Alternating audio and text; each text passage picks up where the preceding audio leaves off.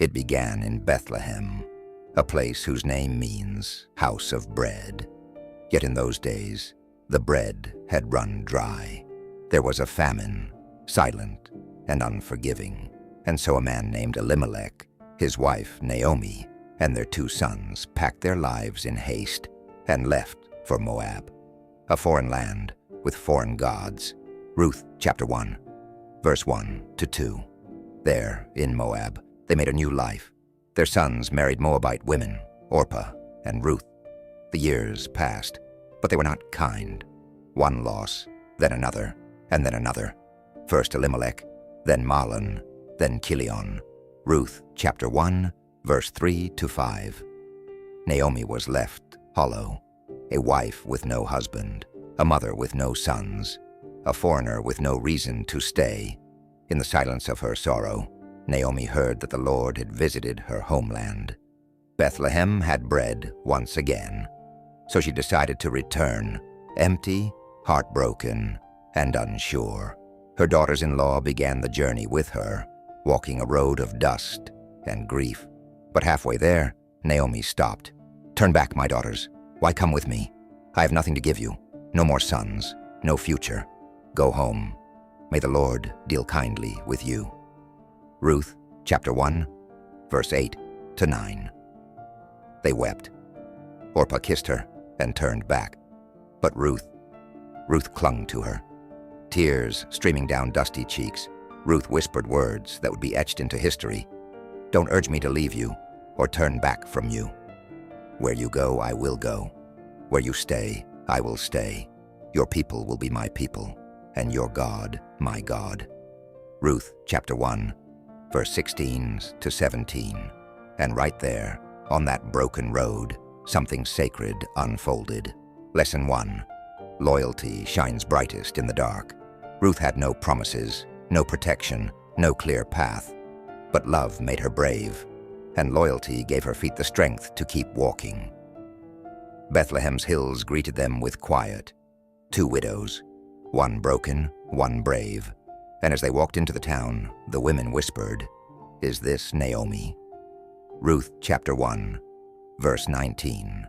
Naomi, once sweet, now bitter. "Don't call me Naomi, call me Mara, for the Lord has dealt bitterly with me." Ruth chapter 1, verse 20. But Ruth said nothing. She simply stayed.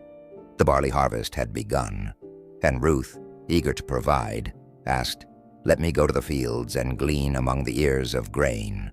Ruth chapter 2, verse 2. With each step into the fields, she was stepping into something divine. Unknowingly, she came to the field of Boaz, a noble man, a relative of Naomi's husband. Boaz saw her, working behind the harvesters, hands raw from labor, face gentle and determined. "Who is that woman?" he asked. Ruth chapter 2, verse 5. When he learned it was Ruth, the foreigner who had left everything for Naomi, Boaz's heart stirred. He approached her, kind and respectful. "Don't go to another field. Stay here. I've told the men not to touch you. Drink from our jars. Stay close to the women who work for me." Ruth chapter 2, verse 8 to 9. Ruth fell to the ground. "Why have I found favor in your eyes?" she asked. Boaz replied, "It's been fully reported to me what you have done for Naomi, how you left your homeland to be with a people you did not know before." Ruth chapter 2, verse 10 to 11. Lesson 2. God works in the ordinary. It was just a field, just a day of gleaning, just another act of survival. But in God's hands, ordinary moments become divine appointments. Boaz invited her to eat, handed her roasted grain, gave her dignity.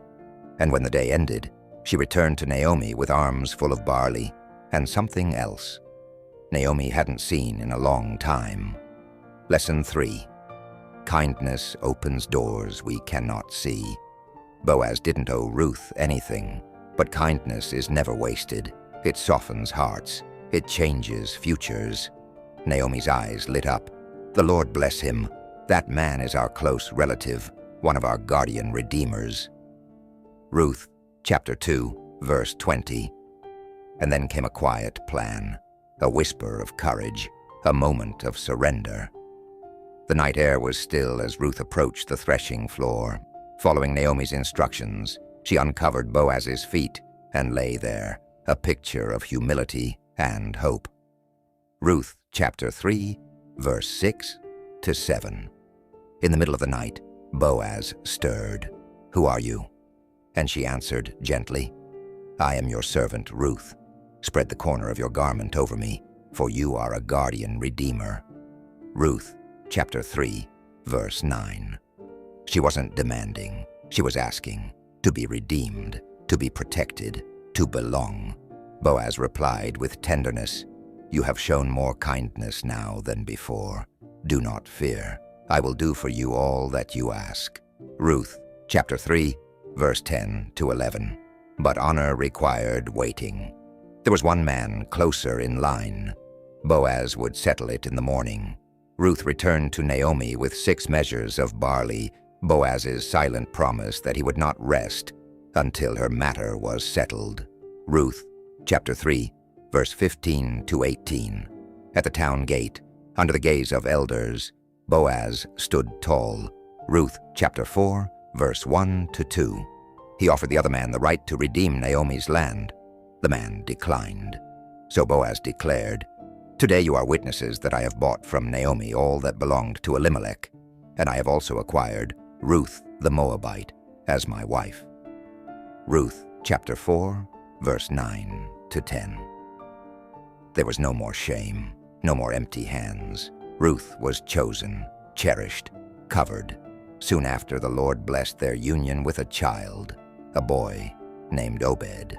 And as Naomi held him in her arms, the women sang, "Praise be to the Lord, for your daughter-in-law, who loves you and is better than 7 sons, has given him birth." Ruth, chapter 4, verse 14 to 15. Lesson 4, humility draws the favor of heaven. Ruth didn't chase greatness. She simply stayed faithful, and heaven opened. Lesson 5, God rewrites the story for those who trust him. The widow became a wife. The foreigner became family. The forgotten became the great-grandmother of a King David, and from David's line came Jesus, the Savior of the world. Matthew chapter 1, verse 5 to 6. Ruth didn't know her story would live for generations. She didn't seek legacy. She simply loved. She stayed. She trusted. And God took the ashes of her sorrow and painted a masterpiece of redemption. So wherever you are, whether in a moment of grief or on a dusty road of uncertainty, remember Ruth.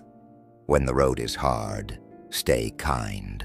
When you're unsure, stay faithful. When it feels like no one sees, God does.